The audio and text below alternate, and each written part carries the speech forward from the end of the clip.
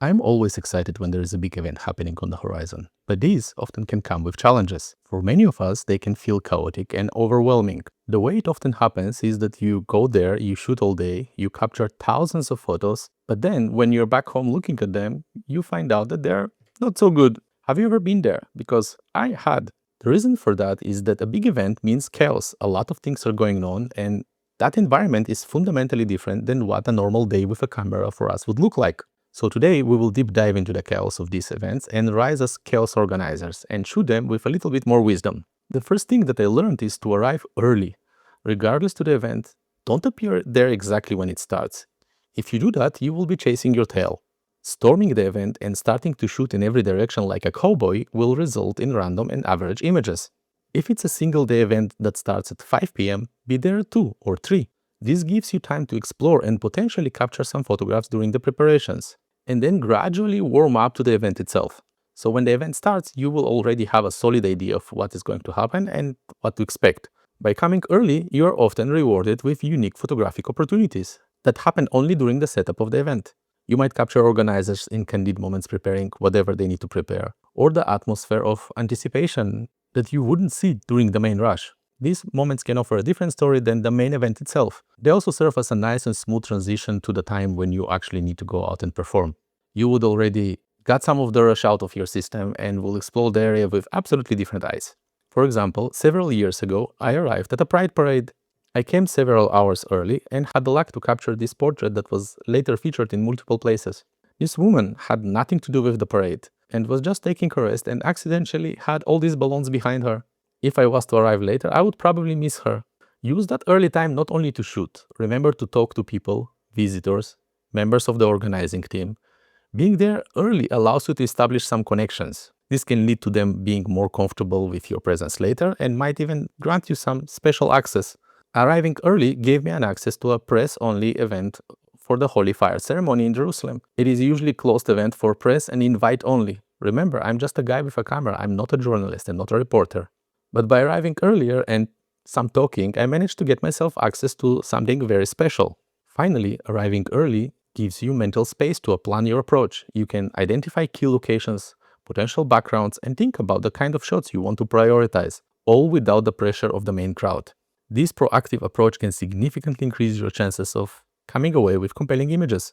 I photographed the Kumbh Mela festival in India this year. It's a massive event that runs for over a month, in which millions of people gather there. I photographed the same event 6 years ago, and yet I still went there a few days earlier. Photographing the place when it was empty with very few pilgrims and other photographers allowed me to get a whole series of photographs that no one else had.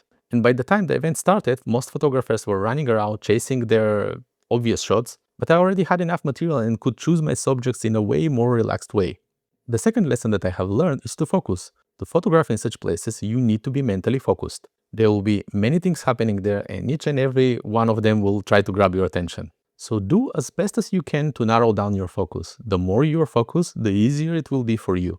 And what do I mean by focus? There are mainly two ways to work such an event. One is to work it wide, another is tight. One of the methods gives you more context and focus on the larger scale of the event. The other one will isolate small stories and focus on the experience of what is it like to be there. I have a video that explains the difference between tight shots and wide shots better. I will list it in the description of this video. So in order to have higher chances for successful photographs, you need to decide on what kind of images you will focus, wide ones or tight ones. I don't say that you need to work with only one way over the other, but it's a good idea to know what type of shots you will be looking for and plan for your shooting around that. You can work part of the event with wide framing and the other with tight one.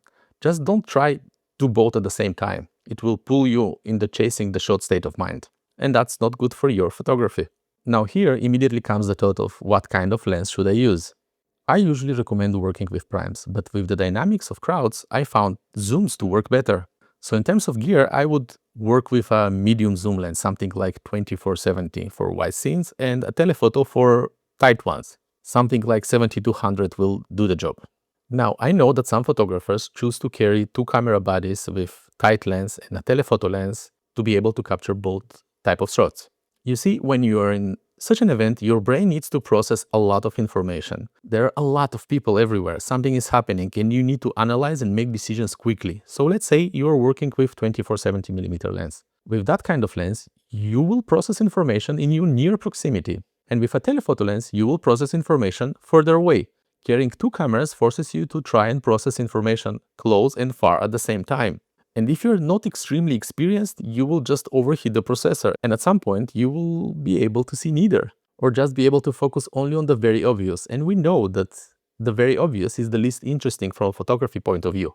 So my advice to you would be to decide on one focal distance and focus on it. You can work an hour in one distance and then switch to the other.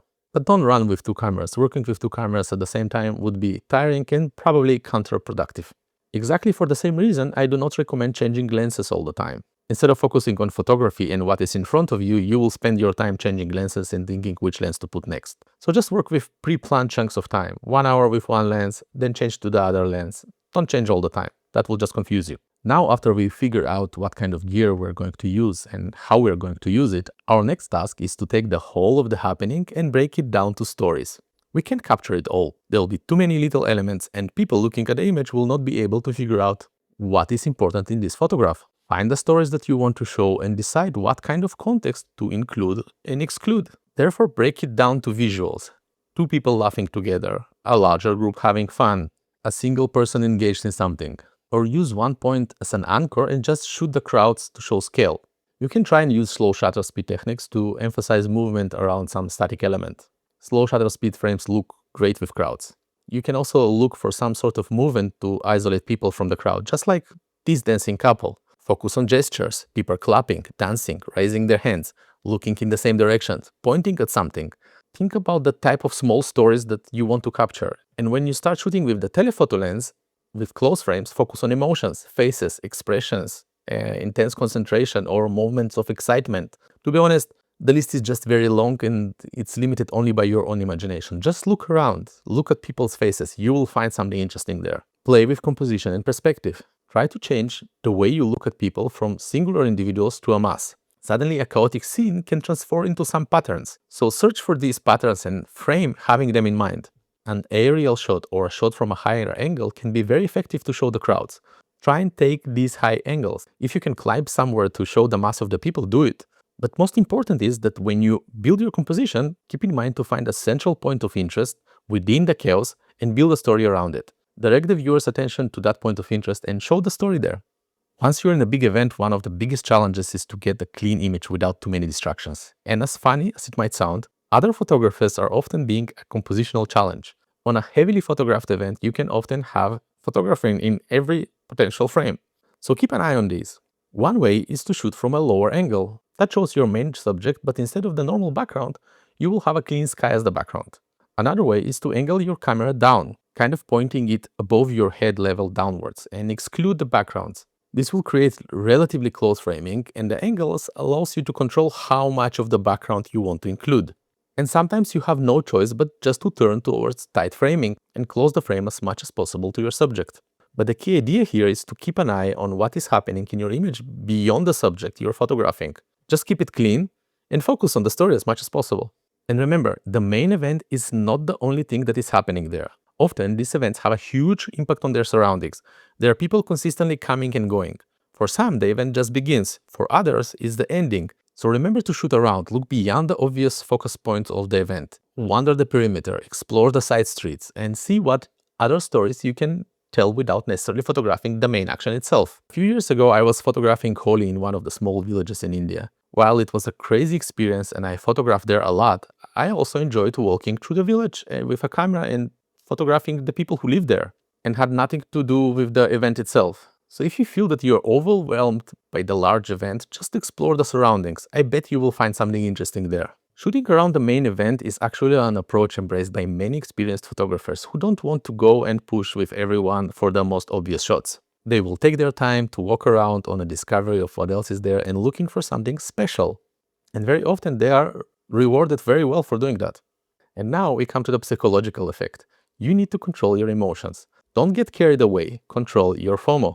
In such events, it's very easy to get carried away and start running after shots in an attempt to capture moments, FOMO will make you focus only on the gross and most obvious moments, and you will miss the subtle ones. Think of it like a sugar rush for your eyes. Everything looks exciting and important, but you lose the ability to see what is truly interesting.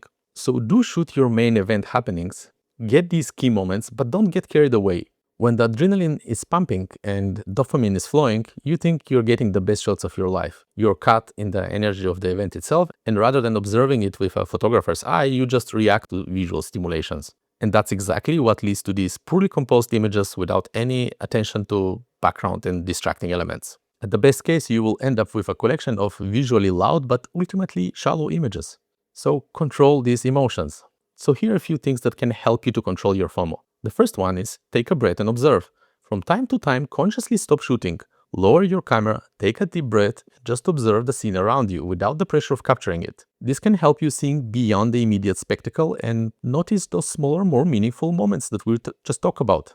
Set your intentions. In the middle of the shooting session, remind yourself of the type of shot and compositions you're looking for. If you're chasing something else, it might be a good place to stop and revert to your initial plan. Focus on quality over quantity. Remind yourself that one or two strong moments and well-composed images are far more valuable than hundreds of rushed, mediocre photos. Practice patience. The truly compelling moments often unfold gradually. Resist that urge to consistently chase the next big thing, and instead be patient, anticipate these subtle interactions, and let them develop. Once in a while, review your images. Take a few minutes during the event to quickly review the images you have already captured. This can help you to identify if you are falling into the FOMO trap, and you can readjust your approach. Are you just shooting the obvious, or you are finding these deeper stories? And by just being mindful of these psychological effects, you can avoid that post-event disappointment of sitting in front of a pile of unusable images, and instead come home with more thoughtful and compelling collection of images. These big, chaotic events, they can be overwhelming, but if you have the power to be the organizer of that chaos, by focusing your vision and breaking down the scene into smaller stories, and most importantly, controlling that crazy FOMO, you can make it. Don't feel that you need to capture everything. Embrace your selective eye, trust your instincts, and focus on finding these unique moments that tell stories. These events are microcosmos of life itself. Everyone can find something interesting there. You can even stand in one spot the whole event and something will inevitably happen next to you. All you need to do is to share your unique perspective of what was happening there with the world. So get out there, embrace the beautiful chaos, and own it. I'm here for any questions that you might have, and if you like what I do, don't forget to like and subscribe. See you next time. Happy shooting!